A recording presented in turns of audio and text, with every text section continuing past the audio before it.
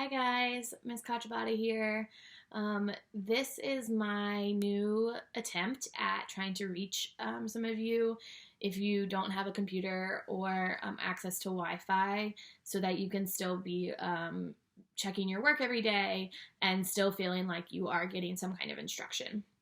So I'm going to be making these videos every day, and I'm just going to be reviewing whatever task you had for that day in the DCPS packet. So if, like for example, today we're going to be on week 2, day 1 because it's Monday, and I'll just go through, work out all the problems on a whiteboard and give you time to check your work. And then if you have any questions, you can call, text, FaceTime, DM me, whatever, and I can help you specifically. But this is really just meant to be if you need someone to help you work through it, then you can use these videos. Or if you want to just check your work, you can use these videos. Full disclosure, I am a teacher. I am not made for making these videos. So you're just going to have to bear with me. I am not good at this. And for now, we're going to be using these. I'm going to be using these handheld whiteboards. I'm trying to have something ordered so that I can make this kind of like a home classroom, but I'm just doing the best I can because I didn't really have a lot of time to get things from school before we had to leave. Also, this is my cat Darby. I'm sure she's going to be interrupting, and I apologize. She kind of just does whatever she wants. So we are going to look at week 2, day 1. This is 4th grade. So your learning target is kind of like your objective. So your objective for today is I can explain what a multiplication equation represents. Okay, so we're going to look at the daily fluency, and as I've said, I'm flexible with the fluency. If it's something that you think we've never done before and you're totally confused, you can just try and then move on to that daily task, which should be something that we've covered in class already. So for the first one, it says, are the following statements always true or never true? How do you know? So we're going to look at the first equation, and it says 15 plus 2 plus 4 is equal to 20 minus 1. So remember, that equal sign means that these two number sentences are going to be equivalent in their answers. All right, so the first thing you're going to just do is solve both sides of the equation and then see if they both come to the same answer, which would make them equal or equivalent. So here we have 15 plus 2. 15 plus 2 is the same as 17. So now you have 17 plus 4 equals 20 minus 1. Okay, so 17 plus 4, Darby. Sorry guys, this is going to keep happening, unfortunately.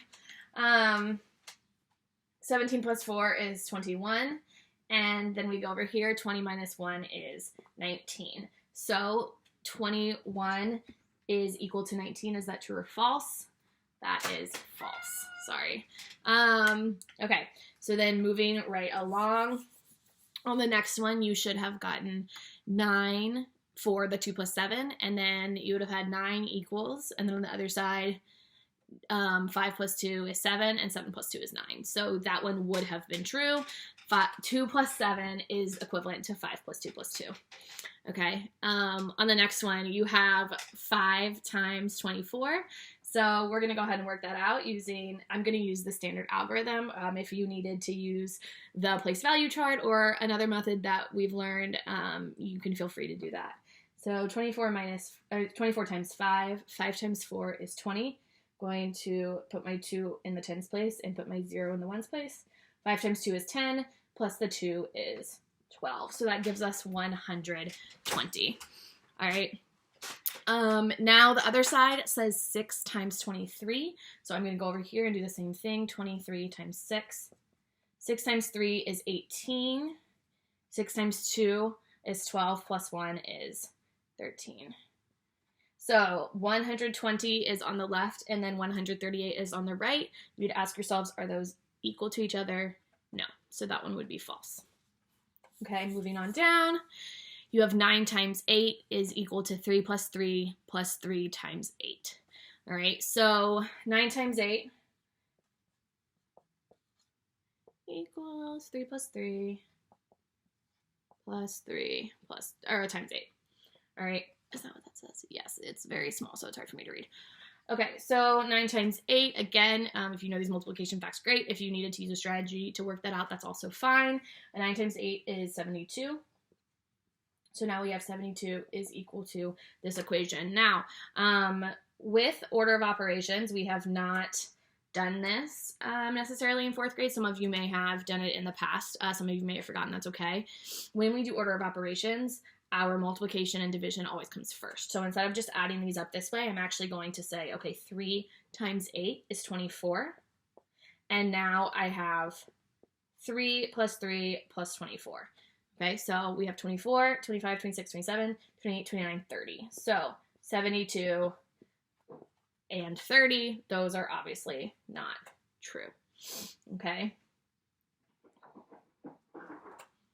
The last one is, oh, big one. Okay, the last one looks like it has some subtraction on the left. So you should have done 406 minus 176. All right. Can I take 6 from 0? I mean, 6 from 6. Yes, that gives me 0. All right. Can I take 7 from 0? No. So that means I have to go to the hundreds place. I need to borrow from the 4 and make this a 3. And then I'm going to regroup into my tens place and make this a 10. All right. Can I take 7 from 10? Yes. 10 minus 7 is 3. And 3 minus 1 is 2. So you should have gotten the difference of 230 on that side.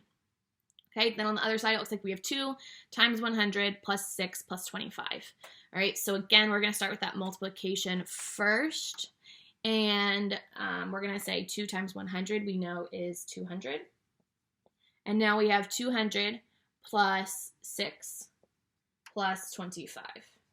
All right, and I'm going to add those up. 6 plus 5, 6, 7, 8, 9, 10, 11. 2 plus 1 is 3. And 2 plus 0 is 2. So you would have 230 on one side, 231 on the other side, and those are not true. So that would also be false. So you should have gotten false, true, false, false, false. Okay, so that was the daily fluency. Again, just kind of going through those order of operations. Make sure you're working those out on your paper or on whatever you have in front of you, and not trying to do that in your head, because sometimes we can get confused and that's how we get the wrong answer.